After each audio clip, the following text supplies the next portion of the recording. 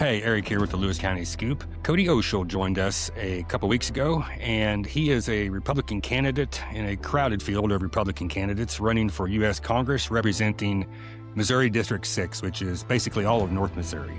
We sat down with him and we discussed data centers, we discussed AIPAC, we discussed a variety of topics, and he gave his pitch on why he feels he is the best choice to represent Missouri District-6.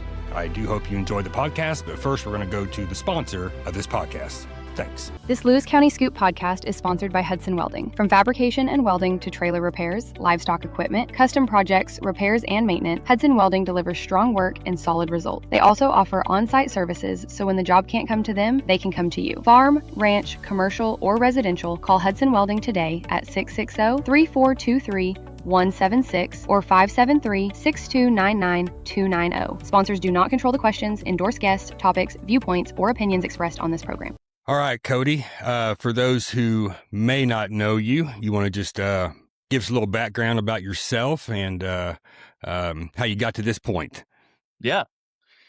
So I grew up in north central Missouri, grew up in Trenton, so Grundy County. My family's been in the district for my 3-year-old and 1-year-old are 8th generation, so been in here a really long time in North Missouri.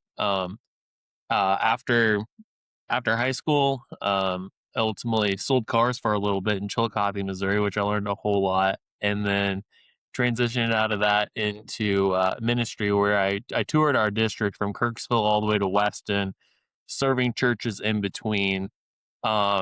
And I was the pastor that the bishop called to come and fix churches. So I was the one that came in and would come in and get things running and get the churches to grow, get people to get along.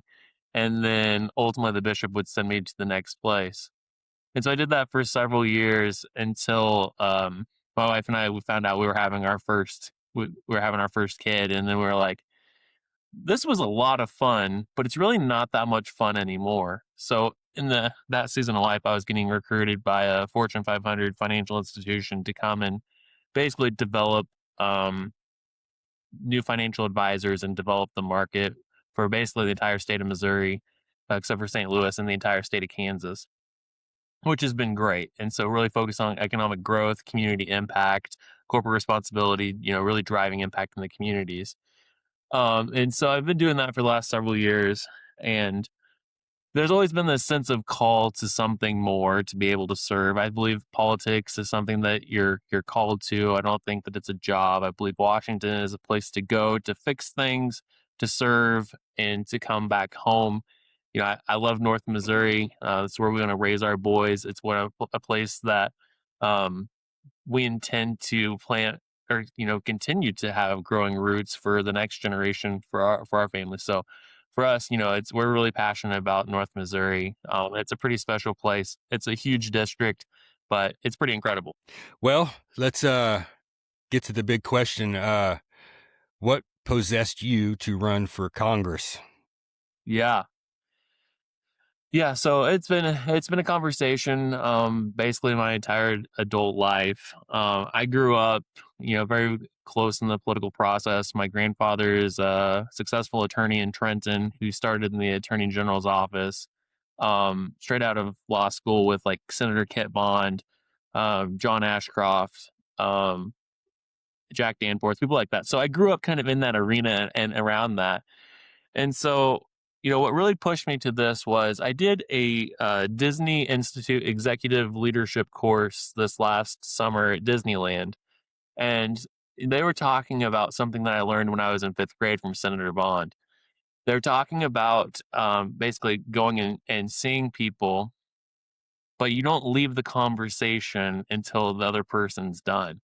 I said, well, I learned that from Senator Bond in Chula, Missouri, town of about 300 people in 5th grade. That, it made no sense for him to come to Chula, Missouri, a small agriculture community, but it was part of his routine. And so, through that, I was like, man, it really inspired me to get back into the mess. Like, in churches, the job is cleaning up the mess. I solve problems, whether it's with churches, nonprofits, or multi-million-dollar partnerships across the entire country now, from my home in Maryville, and I was like, I've been the guy that's been cleaning up all the messes. Washington's a mess. People feel unseen, unheard. Graves hasn't been to a lot of these counties in a long, long time. So I was like, man, we need to return to that Senator Bond era of going out and seeing the people and solving the problems. And I feel like that's in my DNA to be that person. Gotcha. I was reading over your website there earlier, and there's a little section called "Why Now," and you have a little story about your son. Hmm. You want to talk about that a little bit? Yeah. So my three-year-old Alistair is just the most incredible little human. But we took a boys trip to Disney World. We're big Disney people. This past spring, and he was carrying a bag, and I was like, "But you don't have to carry that around." And he says, "Dad, I can do hard things." And he's always telling me about how he can do hard things. And I was like, man, that kid is rooted in North Missouri DNA, because in North Mm-hmm. Missouri, we can do hard things. And so I was like, man, when I went to file, like all I could think about was Alistair and how he said they can do hard things, because you're running for office, this territory, it's huge. Being in the public eye, it's tough. But I was like, but almost every day that does resonate with me, that Dada, I can do hard things. That's pretty amazing. Yeah. Um, what do you believe are some of the biggest issues facing Northeast Missouri? And I'm going to specifically say communities in Northeast Missouri, because Yep. basically we're made up of many, many small communities. Yeah.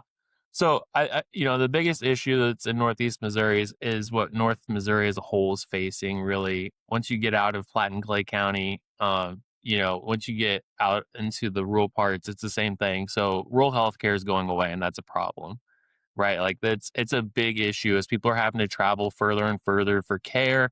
These small communities, as hospitals are closing or cutting back in resources, people are having to travel for further for care, and that puts pressure on their livelihoods because, usually if you're going to the hospital, you're part of the older generations. A lot of these smaller communities have a lot of older, populations there as well. And so now maybe you're relying on someone else, so they're taking time off and they don't want to be a burden on their kids or grandkids to take them.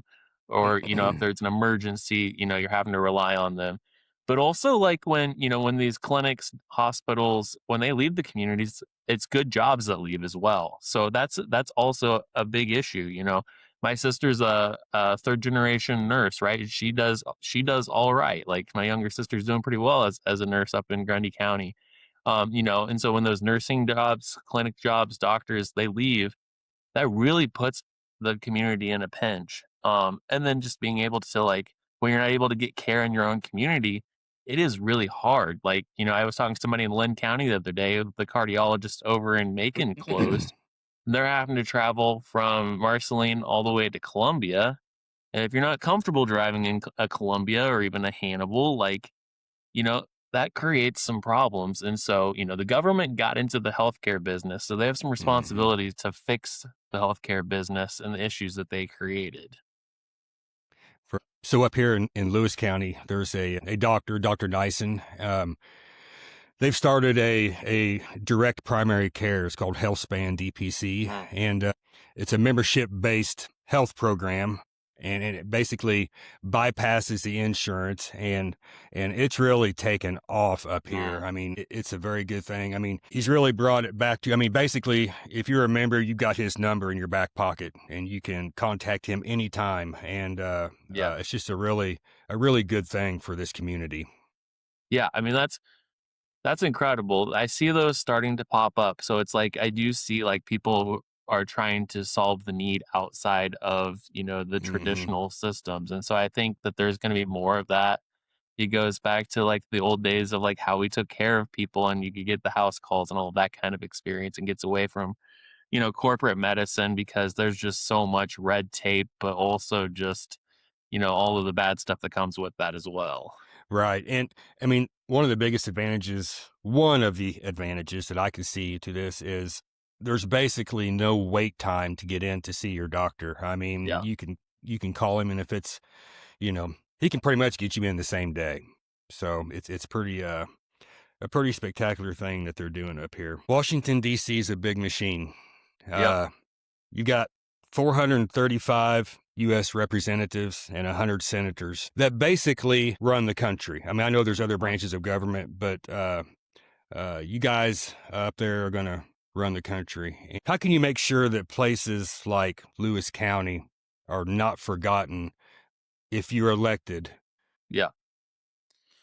Yeah. So I'm a big proponent that DC should be represented, in our district, DC should be represented by the people of District-6. The only way to be able to do that is to see the people, so having regular campaign stops, not even just campaign stops, but regular, engagement with the people. Right. Also answering the phone. Like, it's so hard to get a hold of people in Congress or Senate. You have to go through all of these bureaucratic steps to be able to reach somebody.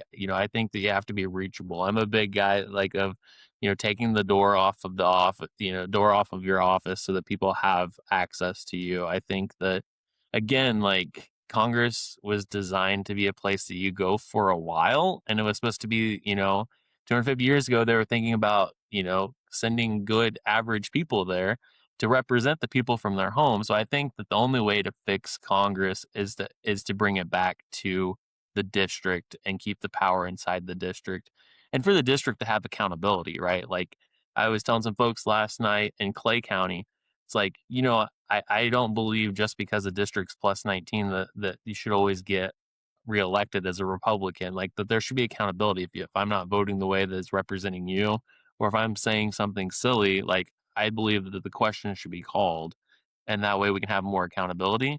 I also think that the term limits, right? Like it's again enforcing that. So if somebody's not going there for almost 30 years, because like if you spend 30 years in DC, then yeah, you have no idea what Lewis County looks like, sounds like, feels like anymore. It's completely changed. And even a 5-year term, think about how much the world changes. If you get elected to Congress, what would you do to support farmers, small businesses, and working families right here in Northeast Missouri?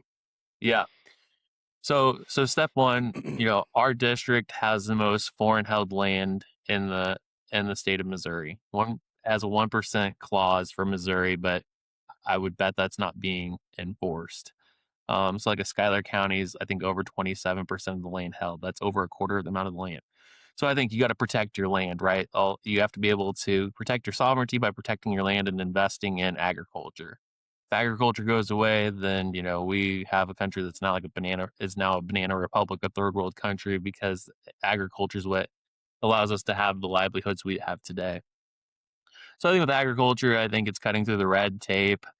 I was talking to somebody the other day that says that they've got a generational farm, and for crop insurance forms, they send everybody in the family that owns part of the land the crop insurance forms. Like that makes absolutely no sense to send it to somebody who's living in California, but their name's on the land. So cutting through that red tape and making things streamlined so that people that are the producers, the growers, can do what they're supposed to do, produce and grow.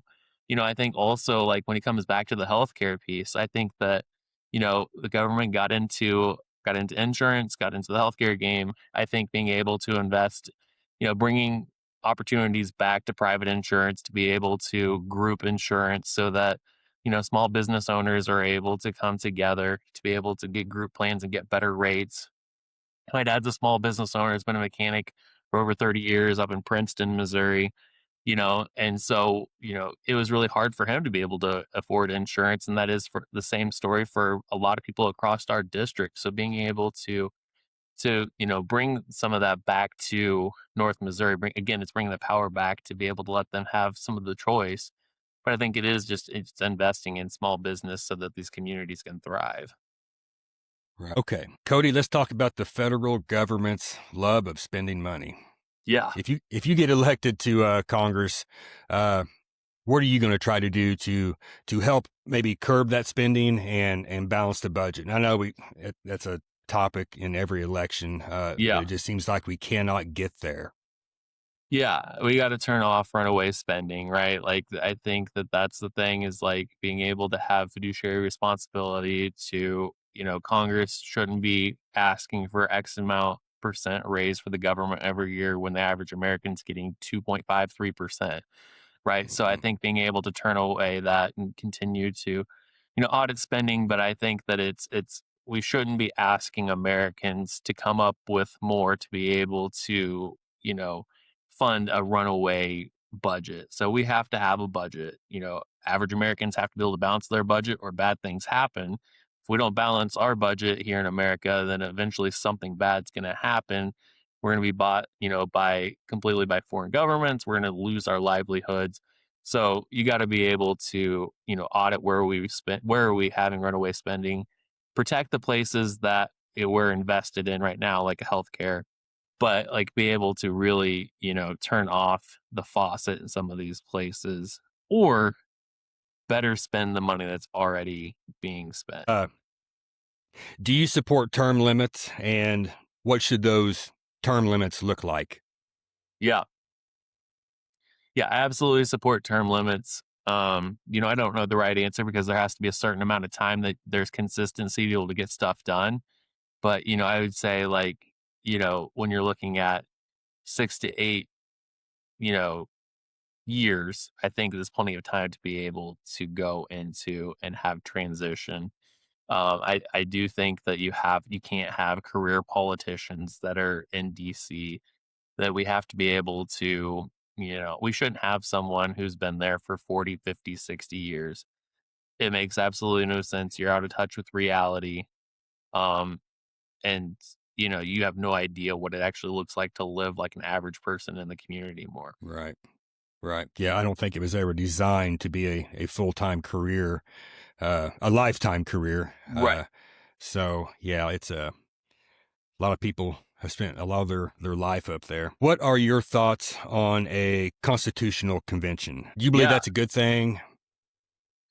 Yeah, I think so. I mean, I think that, I think like debating is good, right? Like I feel like back in the day, when they had that, they were able to have thought leaders come together and call questions on the Constitution, on amendments, be able to do that. I think a lot of leaders today have no idea what the Constitution actually says when they can just pop it in their AI on their phone and be able to get the real answer of what something is. But no, I think it's a good idea.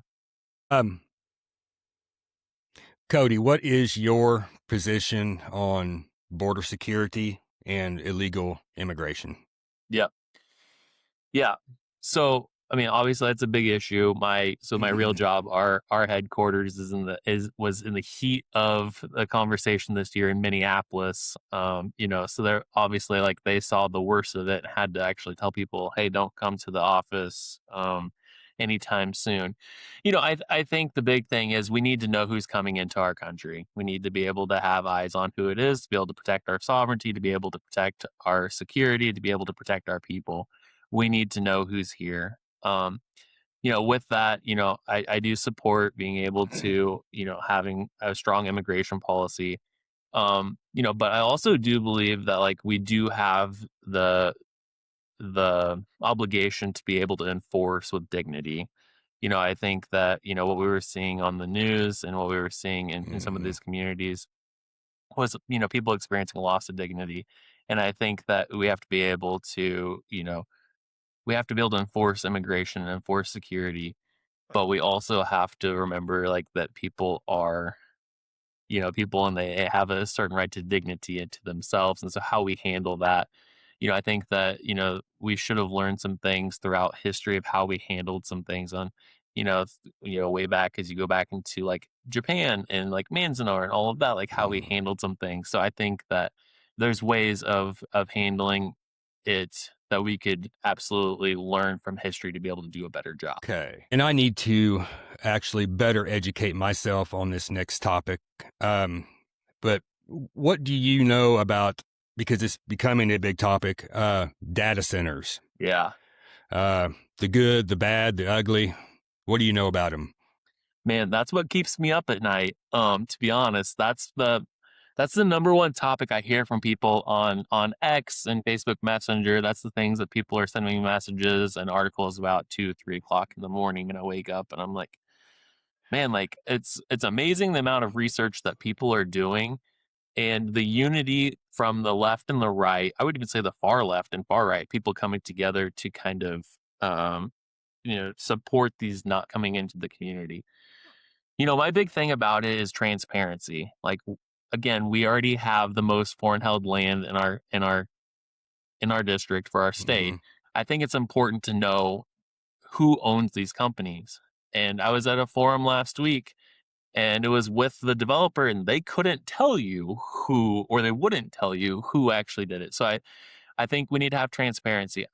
I would really support putting out a pause for a year, a memorandum to be able to say, these are popping up everywhere. They're popping up overnight. Seems like nobody knows anything. We need to be able to put a pause to be able to do research on what the health and environmental risks are. What's the risk to these communities? Because all you hear from the data centers is the upside, right? We're going to give farmers $49,000 per acre to be able to buy their land. We're going to give the schools, how many billions of dollars. So all they promote is an upside. We need to have transparency. On the other side, I do believe they're going to go somewhere. And so, I think about that. I was comparing the other day growing up in Trenton, and Trenton had the opportunity to get a Walmart, but they thought, well, the days of the Midas and Shopkos, they'll be all right. And then those went away. And so now people in Trenton have to drive 20 plus miles to Chillicothe if they work at Walmart and get a decent job, or to shop. So I think that the other side is they are going to go somewhere. But I do really think that we need transparency. We need to know everything that we can know about them, the good, the bad, the ugly. What's going to happen if technology evolves and it goes from the days where computers were the size of a room and now you got more power in your pocket? I also don't support any tax abatements. If they can come in and they can provide, their own electricity, their own water, they can come in, build their infrastructure, pay, millions of dollars for the land, then great. You don't need any tax abatements. Come in and you can pay for the project yourself, and good for you. But I do think that we need to have transparency on every level of it, of what the risks are. And it seems like, just from talking to people in Congress, from state reps, from, people who are really invested in this, like, nobody really knows anything about these. Right. Yeah, it seems to me like there's a lot of unknowns. Yeah.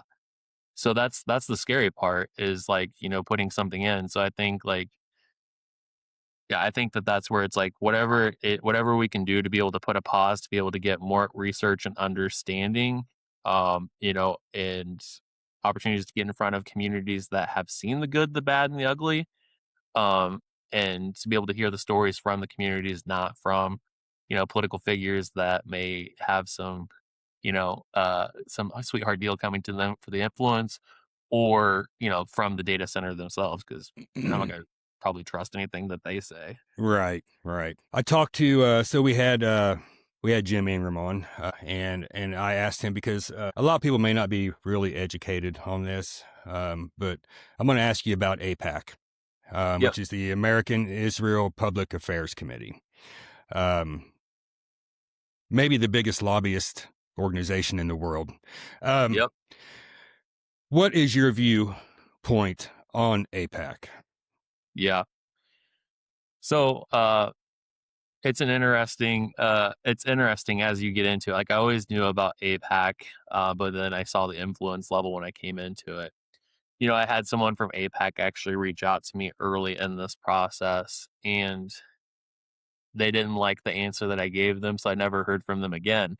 But, I think that my stance is that, what I told them is, especially like towards the Iran war, like, yes, we've been talking about going there for, 40 plus years. Every Right. administration said somebody's got to do something.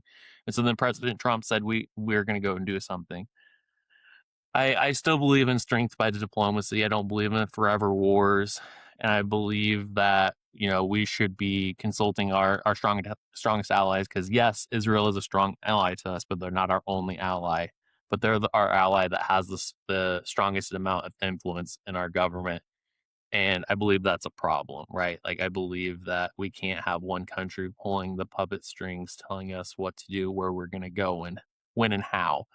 And so I think that we need to have accountability, and we need to be able to I think also limit the amount. I think when I looked at the other day, the Missouri alone gives like 200-ish million dollars to Israel or something. So I think like, Wow. I think it's incredible. But the amount of influence that they have in the American government is too much. And so it is concerning to me. And again, I think that, we have to be able to, stand up and to be the light to the world and not have somebody else, influencing when we go, how and when.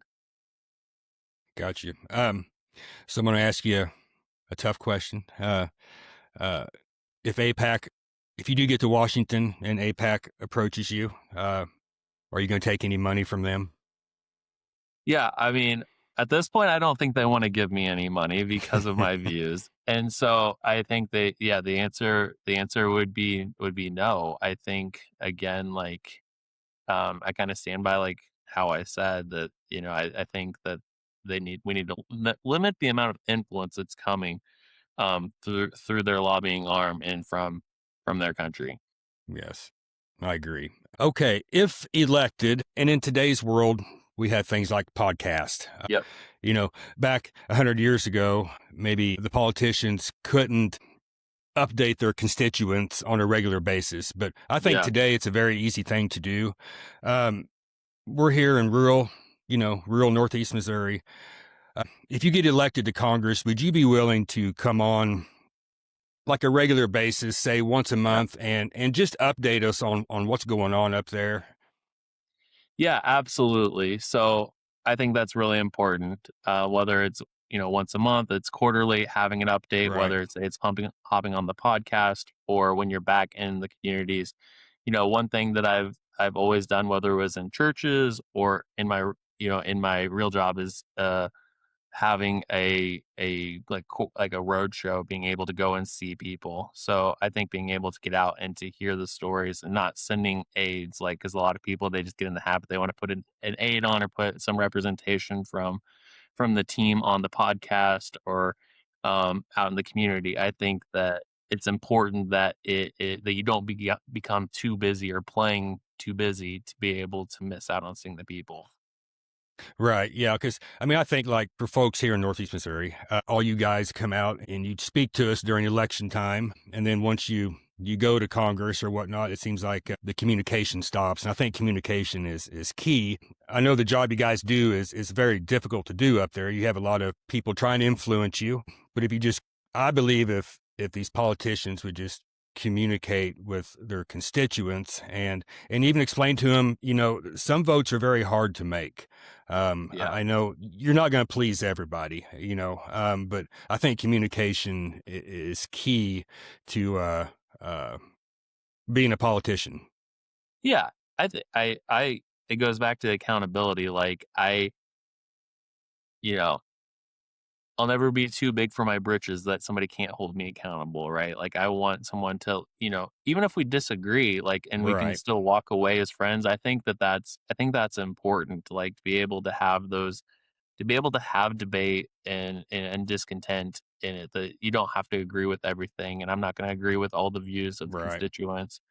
But I think being able to be able to do that, and I think also like when there are big decisions, like putting it like so coming from the Methodist background, John Wesley believed that you're called to speak plain words for plain people, and that's what I've always done. Like I don't pretend to be the smartest person in the room. I think being able to bring it down to words that the average person can understand is absolutely important, Hmm. um, especially today because when you get so much information out there, one, you don't know what's true and what's not true, but so much information out there to digest, it makes it incredibly hard to be able to even want to know and understand anything. Yes, I agree. Cody, what separates you from the other Republican candidates in this race? Yeah. So I would say that I've always felt called to get into the mess. That, I'm the type of guy that is the first one in the door, last one to leave, and is truly there to be able to put words into action and figuring out a way forward that works for everyone. And so that's working across the aisle, that's working with people that you don't like and they don't like you, to be able to get things done. And I think that there's a lot of people in this race that really like to talk about what they'll do, But the reason I've gotten this far in life and gotten to this place today is by going out and doing, and that goes back to the seeing the people, getting eyeballs to eyeballs with them, belly button to belly button, and being able to find solutions. Cody, give your pitch to Lewis County voters of why they should elect you to Congress. Yeah. Well, I mean, I had an opportunity to be on this great podcast that I hope everybody in Lewis County is listening to, but that it is true that, I'm from North Missouri. My family's been rooted here for my little kids being 8th generation. This is our home. It's great. It's beautiful. And I truly believe that I'm the best person to represent you because I am you. So Eric, what is, from your point of view, your vantage point, the biggest need in Lewis County and, the rural eastern Missouri? I think the biggest need, I think what people are looking for is the people that they elect to these offices.